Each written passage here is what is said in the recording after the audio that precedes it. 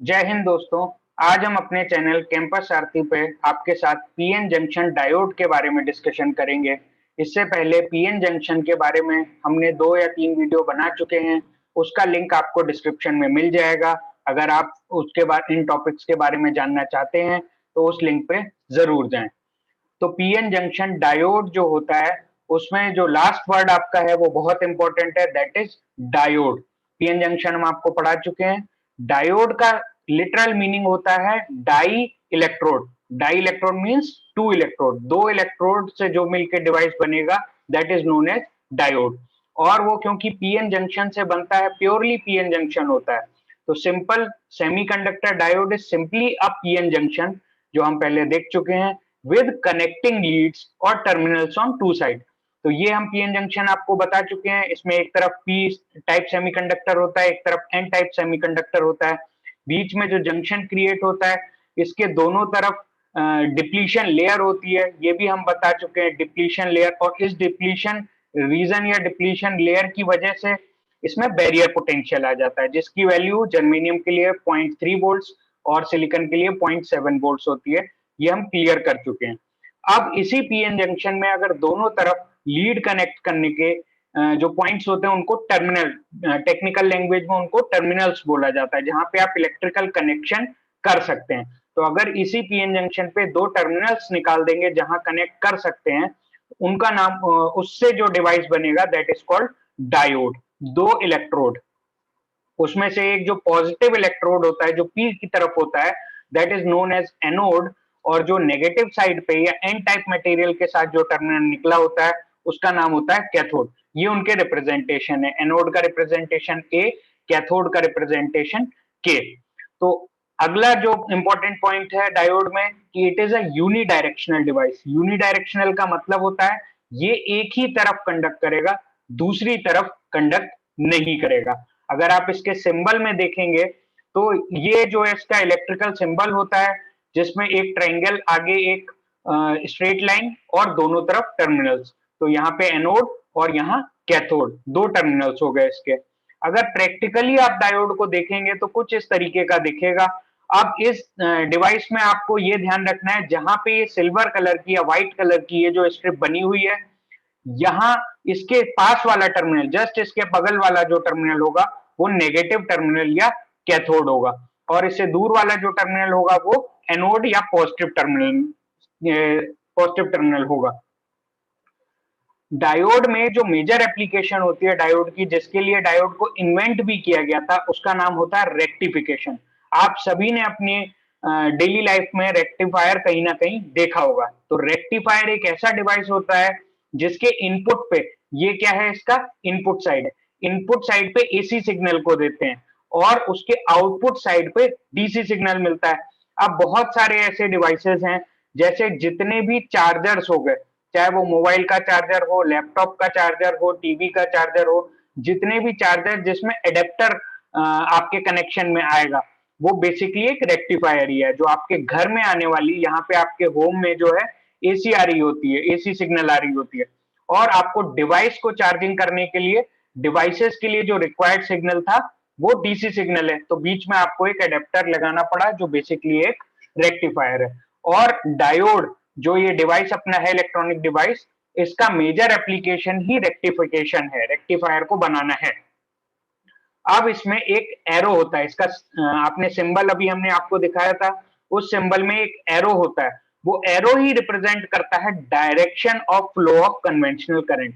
मतलब करंट की डायरेक्शन वो एरो ही रिप्रेजेंट करेगा। हमने आपको ये बताया था कि डायोड जो है यूनिडायरेक्शनल डिवाइस होता है, एक ही डायरेक्शन में कंडक्ट करेगा, और वो डायरेक्शन क्या होगी, फ्रॉम एनोड टू कैथोड, इसी डायरेक्शन में करंट कंडक्ट करेगा। अगर वो कोई बोल देता है कि डायोड करंट इस तरफ है, तो आंसर होगा नहीं। मेजोरिटी करंट इस तरफ नहीं होगा कभी भी, ये इसको ब्लॉक करेगा। सिंबल में जो स्ट्रेट लाइन है वो यही दिखा रहा है कि करंट को ये ब्लॉकेज कर रहा है, कैथोड से एनोड की तरफ करंट नहीं जाने देगा। अब most of the diode in use, जो भी आजकल के डायोड बन रहे हैं या पहले भी डायोड बनते थे, मोस्टली डायोड जो है सिलिकॉन सेमीकंडक्टर से, सिलिकॉन सेमीकंडक्टर मटेरियल से बनते हैं। सेमीकंडक्टर के 2 फेमस मटेरियल है, सिलिकॉन और जर्मेनियम। ज्यादातर डायोड जो है सिलिकॉन से बनते हैं, लेकिन कुछ डायोड जो है पर्टिकुलर एप्लीकेशन के डायोड वो जर्मेनियम भी यूज करते हैं। तो दोनों ही यूज होते हैं, लेकिन मेजोरिटी सिलिकॉन को यूज करके बनते हैं। अब क्योंकि ये पीएन जंक्शन से बना हुआ है तो ऑब्वियसली इसमें भी बायसिंग होगी, इसकी भी एक कैरेक्टरिस्टिक होगी। कैरेक्टरिस्टिक आपको याद रखनी चाहिए। कैरेक्टरिस्टिक क्या means? VI characteristic, voltage versus current का कर्व। तो दोनों ही इसमें होते हैं। और बायसिंग भी दोनों तरीके की होती है। फॉरवर्ड बायसिंग, अब फॉरवर्ड बायसिंग में क्या है, पहले बोलते थे कि पी साइड को बैटरी के पॉजिटिव से कनेक्ट करेंगे। अब क्योंकि हमारे पास टर्मिनल के नाम है एनोड ए लिखा जो हुआ है, तो ए साइड को जब पॉजिटिव टर्मिनल से कनेक्ट कर देंगे और इधर कैथोड जो कि नेगेटिव टर्मिनल है आपका, उसको बैटरी के नेगेटिव से कनेक्ट कर देंगे, तब आपकी जो बायसिंग बनेगी वो बनेगी फॉरवर्ड बायसिंग। और अब वोल्ट एम्पियर कैरेक्टरिस्टिक, जैसा कि पीएन जंक्शन में वोल्ट एम्पियर कैरेक्टरिस्टिक हुआ करती थी, सेम कैरेक्टरिस्टिक डायोड की भी होती है। शुरुआत में करंट धीरे धीरे बढ़ेगा वोल्टेज को बढ़ाने पे, एक ऐसा पॉइंट जरूर आएगा नी पॉइंट, जिसके बाद अगर आपने थोड़ा भी वोल्टेज, इससे जहां थोड़ा भी वोल्टेज इंक्रीज किया लेकिन करंट में ज्यादा इंक्रीज होगा, या ऐसा पॉइंट जिसके ऊपर करंट रैपिडली इंक्रीज करता है, लीनियरली इंक्रीज करता है, उस पॉइंट को यहां भी नी पॉइंट बोलते हैं। और जो नी पॉइंट के रेस्पेक्टिव वोल्टेज होता है that is known as knee voltage और कट इन वोल्टेज। क्या बोलते हैं इसको? कट इन वोल्टेज भी बोलते हैं। तो सेम बिल्कुल पीएन जंक्शन की तरह, क्योंकि ये है ही पीएन जंक्शन, जस्ट उसमें टर्मिनल लगा दिए, बाहर कनेक्शन के दो पॉइंट्स दे दिए और कुछ नहीं है। तो ऐसे ही रिवर्स बायस भी। अब रिवर्स बायस समझना बहुत आसान है भाई। बैटरी का नेगेटिव, ये बैटरी सोर्स है, वोल्टेज सोर्स है, इसका नेगेटिव टर्मिनल आप एनोड से कनेक्ट कर देंगे। एनोड क्या है? डायोड का पॉजिटिव पॉइंट है। और जो बैटरी का पॉजिटिव पॉइंट है वो डायोड के नेगेटिव पॉइंट जो कि कैथोड है उससे कनेक्ट कर दोगे। तो जो बाइसिंग बनेगी that is known as reverse biasing. और सेम उसी की तरीके का इसमें भी कैरेक्टरिस्टिक आएगी, जिसमें एक simple current, constant, almost constant current I not की तरीके से फ्लो हो रहा होगा, जिसका नाम होगा रिवर्स सैचुरेशन करंट। जो कि मैं आपको क्लियरली बता चुका हूं कि ये वोल्टेज पे डिपेंडेंट नहीं होता, ये केवल और केवल टेम्परेचर पे डिपेंडेंट होगा। और वैल्यूज की भी बात कर ले तो रिवर्स सैचुरेशन करंट बहुत कम होता है। आप यहाँ अगर स्केल भी देखेंगे इसका तो यहाँ माइक्रो एम्पियर है, और फॉरवर्ड डायरेक्शन में जो करंट था उसका स्केल मिली एम्पियर है। तो इससे कई गुना, 1000 गुना तो ज्यादा ही है आगे का करंट। यहाँ पे एक मैंने ब्रेकडाउन का पॉइंट नहीं बताया है, वो सेपरेट वीडियो में एक ब्रेकडाउन के ऊपर बनाएंगे, जिसमें पूरा ब्रेकडाउन किस किस तरीके के होते हैं वो डिस्कशन करेंगे। तो पीएन जंक्शन डायोड के बारे में बहुत समझना आसान है, जो ऐसा कि पीएन जंक्शन में था सेम डायोड के अंदर होता है। अब एक डायोड के करंट की इक्वेशन होती है। डायोड में दो तरफ के करंट हैं, एक फॉरवर्ड करंट है जो कि फॉरवर्ड बायसिंग के समय आएगा, एक रिवर्स करंट होगा या रिवर्स सैचुरेशन करंट जिसको हम बोलते हैं, जो आपका रिवर्स डायरेक्शन में आएगा। दोनों को कंबाइन करती हुई एक इक्वेशन बनाई जाती है जिसको नाम दिया जाता है डायोड करंट इक्वेशन। तो क्या है? The relationship between the current flowing through the diode as a function of voltage applied across it. तो डायोड क्या है? ये आपका डायोड है। यहाँ पे अगर मैं एक एमीटर लगा दूं जो कि मेजर करेगा करंट को, और यहाँ पे जो है वेरिएबल सोर्स लगा दूं, वेरी कराते जाएंगे वोल्टेज को और करंट को मेजर करता जाएगा। तो इन दोनों के बीच में एक मैथमेटिकल रिलेशन अगर बताऊंगा, ये वोल्टेज V और ये करंट I, इन दोनों के बीच में अगर मैं एक रिलेशन निकाल लेता हूं, that is known as diode current equation. Diode के करंट की इक्वेशन इन टर्म्स ऑफ उसका वोल्टेज। और बहुत फेमसली वो निकल के आती है I is equal to I naught. I naught reverse saturation current है, एक्सपोनेंशियल की पावर क्यू वी नीटा के टी माइनस 1। तो इसमें एक एक चीज को देख लेते हैं क्या क्या है इस इक्वेशन के अंदर। जो ये वाला करंट है आई, ये क्या है? Current flowing through the diode, जिसको आपको निकालना है। आई नॉट जो है वो रिवर्स सैचुरेशन करंट है, बता चुके हैं रिवर्स डायरेक्शन में जो सैचुरेशन करंट आता है, और वो किस पे डिपेंडेंट होता है? टेम्परेचर पे। तो ये at a fix temperature T reverse saturation जो करंट होगा वो आप आई नॉट यहाँ पुट करेंगे। क्यू क्या होगा? Charge on the electron. Electronic charge क्या है? वो है 1.6 इंटू 10⁻⁻19 कूलम, ये क्यू की वैल्यू है। V क्या है? जिसके ऊपर इसकी डिपेंडेंसी देखनी है, ये वोल्टेज। तो V is the voltage applied across the diode, diode के अक्रॉस जो वोल्टेज अप्लाई किया गया वो है।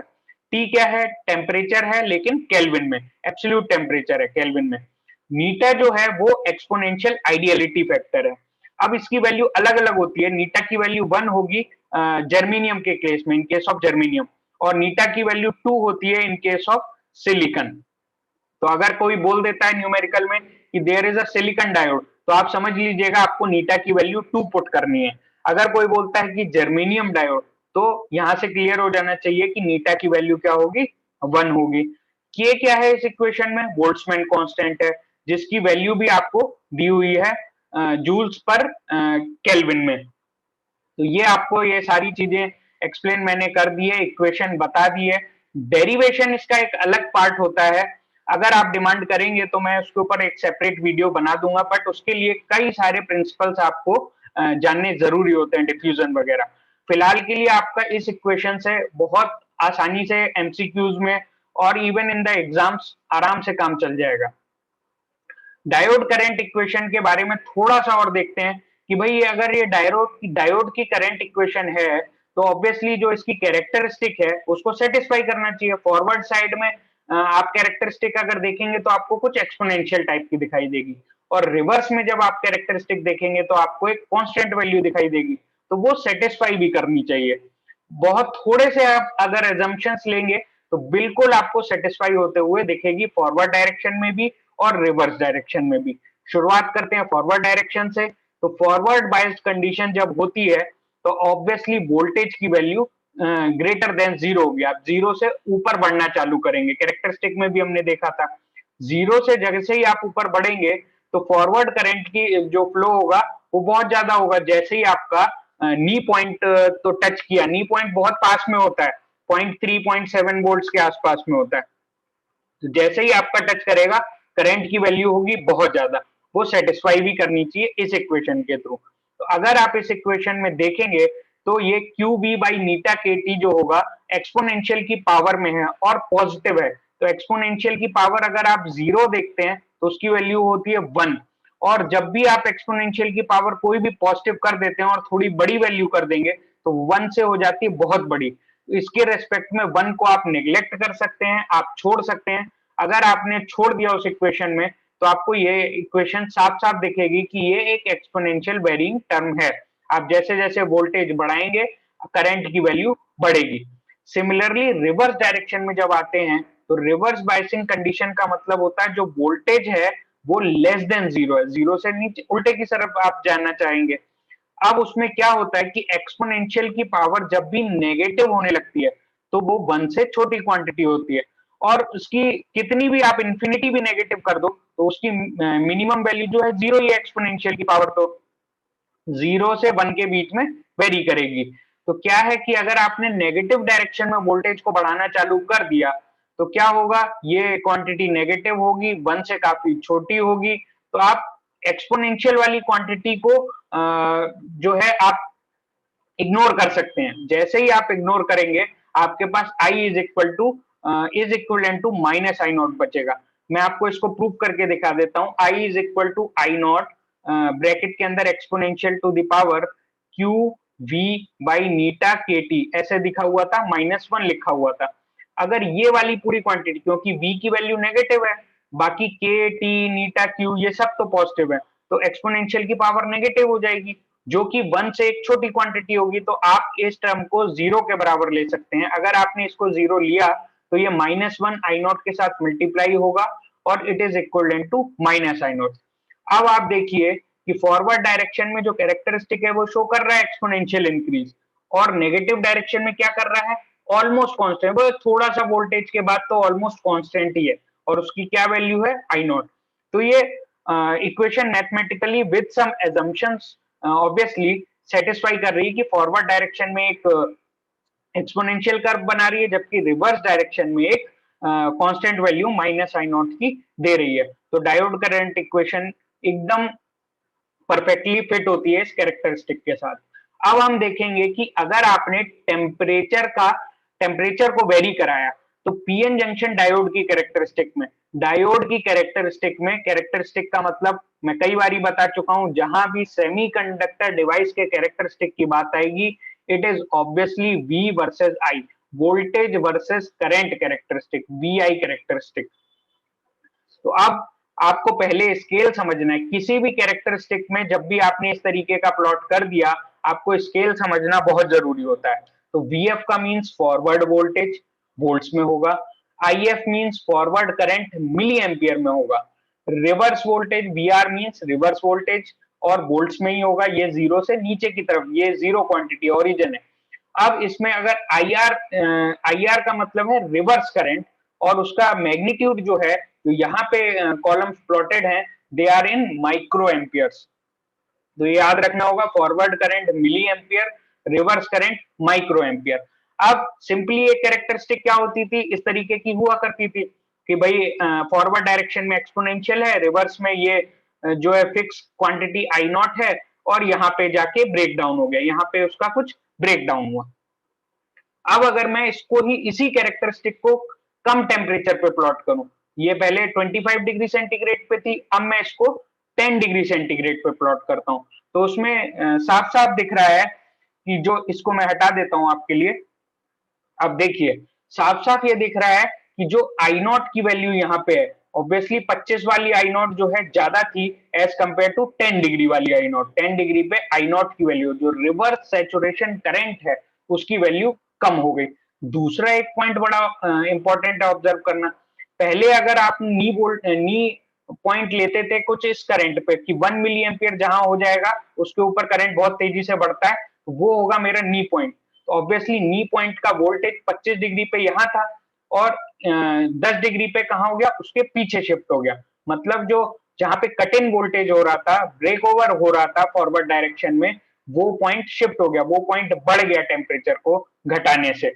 जबकि जो आई नॉट है उसकी वैल्यू घट गई टेम्परेचर को घटाने से। अब इसके साथ एक और मैं कैरेक्टरिस्टिक आपको दिखाता हूं, जब 25 से ज्यादा टेम्परेचर है, 45 डिग्रीज पे क्या होगा। तो 45 डिग्रीज पे जो कर्व है, ये dotted line, blue dotted line आपको दिख रहा होगा। इसमें साफ साफ आपको दिख रहा होगा कि ये जो आई नॉट की वैल्यू है ना, ये बढ़ गई। मतलब क्या है कंक्लूजन, अगर आप, मैं ड्रॉ कर रहा हूं आपसे, तो टेम्परेचर को बढ़ाने पे आई नॉट बढ़ेगा, या बोलो टेम्परेचर को घटाने पे आई नॉट, जो कि रिवर्स सैचुरेशन करंट है, वो घटेगा, कम होगा, डिक्रीज होगा। और दूसरी चीज, इसी पॉइंट पे अगर आपको फॉरवर्ड कट इन वोल्टेज या नी पॉइंट वोल्टेज की बात करूं, तो टेम्परेचर को बढ़ाने पे नी वोल्टेज कम होगा, जबकि टेम्परेचर को घटाने पे नी वोल्टेज बढ़ेगा। तो इंपॉर्टेंट पॉइंट्स हम लोग कुछ ड्रॉ कर लेते हैं।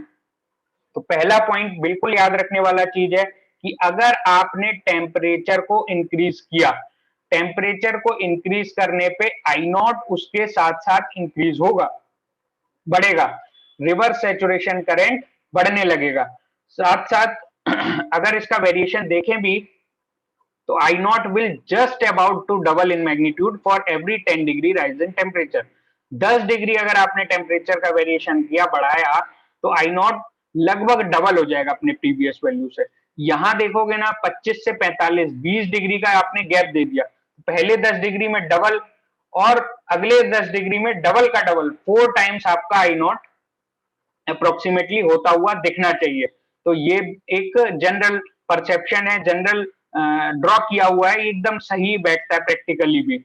दूसरा कंक्लूजन अगर आप देखना चाहोगे, तो टेम्परेचर को बढ़ाने पे, टेम्परेचर जैसे जैसे आपने इंक्रीज किया, वो आपका नी वोल्टेज है जो वी नॉट है, वो वी नॉट की वैल्यू कम होगी। तो कट इन वोल्टेज कम होगा, ये जो वी नॉट है ये क्या है, कट इन वोल्टेज है। कट इन वोल्टेज कम होगा, या बोल लो ब्रेक ओवर वोल्टेज जो फॉरवर्ड डायरेक्शन में है वो कम हो जाएगा। तो ये दो कंक्लूजन्स बहुत इंपॉर्टेंट हैं आपको effect of temperature on PN junction diode में समझने के लिए। तो thanks for watching this video. अगर आपको ये वीडियो काम का लगा हो, आपके फायदे का लगा हो, तो इसे लाइक जरूर करिएगा। अगर इस टॉपिक से रिलेटेड कोई भी आपके मन में क्वेरी है, तो हमें कमेंट सेक्शन में बताइए, या आप किसी और टॉपिक के बारे में भी समझना चाहते हैं इससे रिलेटेड, तो भी हमें कमेंट सेक्शन में जरूर बताइएगा। इस टॉपिक को जिन भी लोगों के साथ आप समझते हैं कि उनके लिए जरूरत है, उसे उन्हें जरूर शेयर करिए। हमारे चैनल को अगर आपने अभी तक कैंपस सारथी को सब्सक्राइब नहीं किया है, तो प्लीज सब्सक्राइब करिए और बेल आइकन भी प्रेस करिए। आप हमें जो नीचे लिखे हुए सोशल मीडिया लिंक्स हैं उन पे भी फॉलो कर सकते हैं। इंस्टाग्राम का लिंक है कैंपस अंडरस्कोर सारथी और फेसबुक कैंपस सारथी के नाम से।